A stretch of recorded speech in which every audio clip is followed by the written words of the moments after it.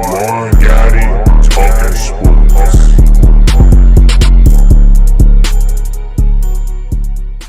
YouTube, what's going on? It's Juan Gotti here with another Washington Commanders video, and in today's video, I'm coming on here with the video where we're going to be talking about an update on running back Brian Robinson, and we're going to take the first look at the Detroit Lions. So without further ado, let's get straight into today's video. But before we do, make sure you guys go down below, leave a like on this video, subscribe if you're new, and turn on post notifications so you get notified when new content is posted to the channel like this one about the NFL, or in this case, our Washington Commanders.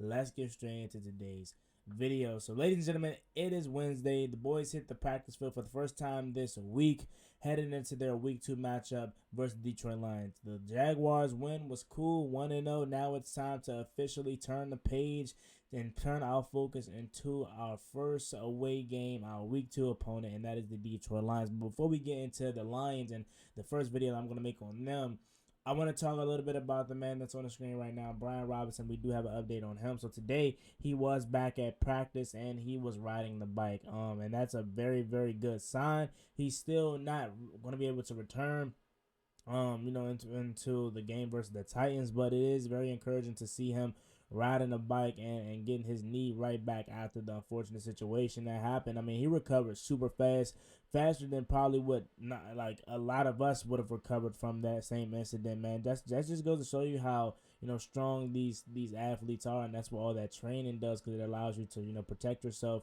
and heal faster than others. So shout out to Brian Robinson. Continue to recover day by day, and we're going to need him, and we are going to be really, really good when we have him back. Like, imagine how good this offense and how good Antonio Gibson was when he played in week 1. Imagine when we get Brian Robinson back, we're gonna be able to use Antonio Gibson in the position that we officially drafted him in.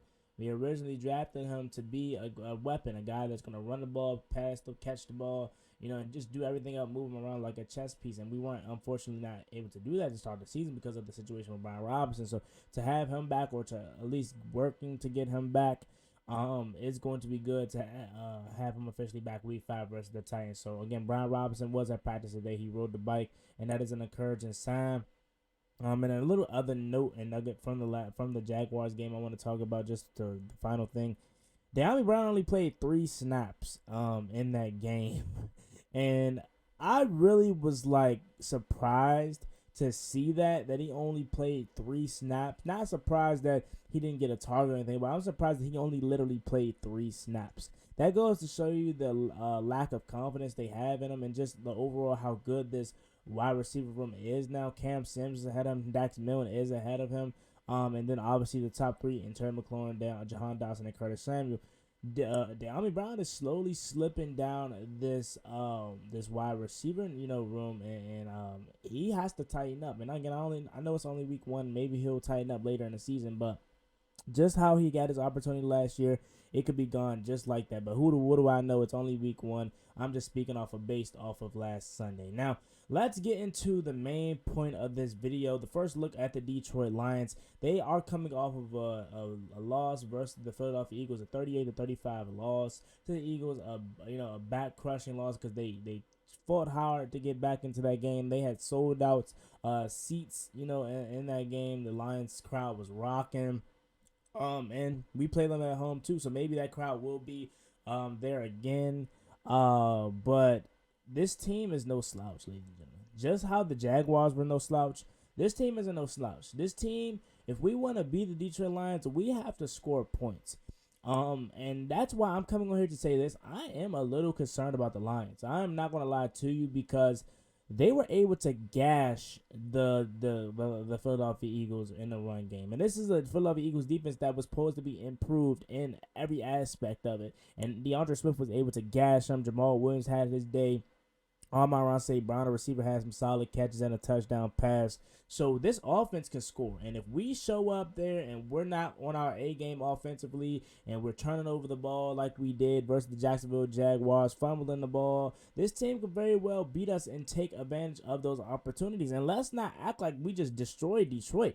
Last time we was in Detroit, we lost. We cannot win in Detroit to save our lives. You know what I'm saying? So it's not going to be easy, with this team. Aiden Hutchinson is already becoming a disruptor, and Whether he lines up on the side of Sam Cosmi or Charles Leno, it could be a rough day for those guys. I mean, Charles Leno did a good job at blocking Trayvon Walker, but once they switched him to Sam Cosmi's side, Sam Cosmi, he was okay, but he did give up 2 big plays. So we're gonna have our hands full with the first 2 overall draft picks from this past draft. But I'm coming on here to talk about me being a little concerned, just because I know we're capable of beating the Lions. I know we can, but we have to clean up the little things. We cannot continue to do the little things that we did that almost cost us the game versus the Jaguars. I'm talking from the turnovers to the overthrows by Wentz earlier in the game, and then the secondary miscommunication. Bobby McCain, that whole secondary has to clean up. William Jackson, Kendall Fuller didn't have the best of days. It was penalties. It was wide open assignments. We got to tighten that up, man. We really, really do. Because again, this is a Lions offense that could take advantage of that if Jared Goff is playing on his A game. Like, let's not forget that Jared Goff, he may not be the best quarterback, but he isn't just completely terrible. If you're blowing assignments, if you're leading guys wide open, he will find them. This is a team that has one of the best young tight ends in football in T.J. Hawkinson.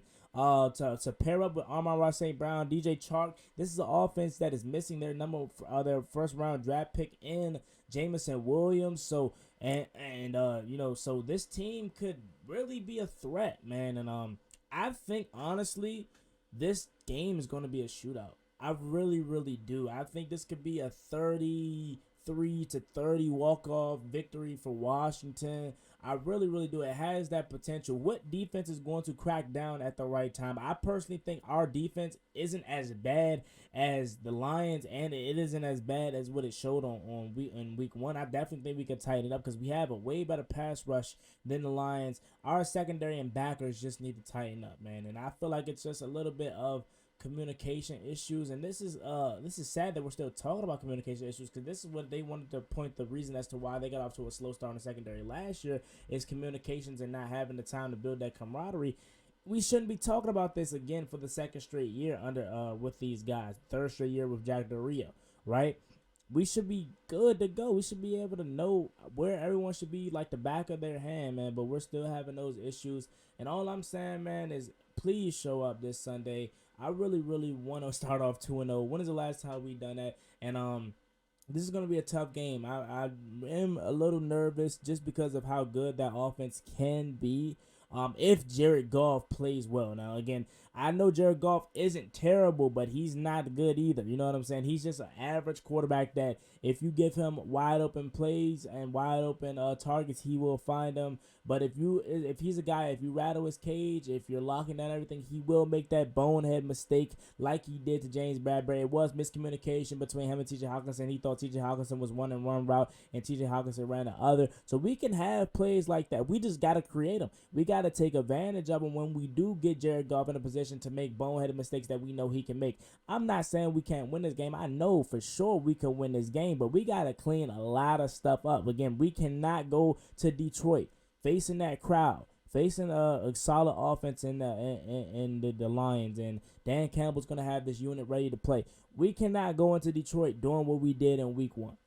There's no way you do that and you think you're going to win. We just got bailed up by Jacksonville. We're lucky Travis Etienne got overthrown by Trevor Lawrence. We're glad that we got lucky Zay Jones dropped a touchdown pass. I mean, and then in that final drive, Trevor Lawrence did not have to do what he did, the interception of Derek Forrest, where he literally just launched it out of bounds. I know he was trying to throw it out of bounds, but obviously didn't have enough arm strength to get it down there. But he didn't even have to do that. He had well over a minute, and I believe he had, if not all 3 timeouts, he had 2 timeouts left. So they did not have to do that. We can't guarantee that that's going to happen every single week, So we got to tighten things up. I am a little concerned, especially with that offensive side of the ball and our secondary being, tragic to start the season. And then, we still yet to have an update on John Allen. I know John Allen says he's fine. I believe he's going to be fine. I'm not sure if he practiced today. Didn't get an update on him, but I'll stay tuned to watch and see how he performs the last 2 days of practice, if he does practice at all. Wednesday is really not the big day to see if someone practices that's coming off of an injury.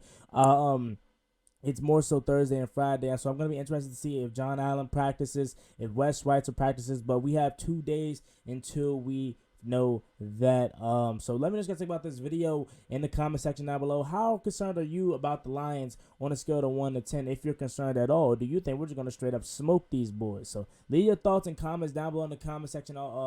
It's me, boy Juan Gotti. Make sure you guys like this video, subscribe if you're new, and turn on post notifications so you get notified when new content is posted to the channel about the NFL, or in this case, our Washington Commanders. One to 5,000 subscribers. I'm out. Peace. Cross me one time, that's gonna get you popped, get you popped, get you dropped.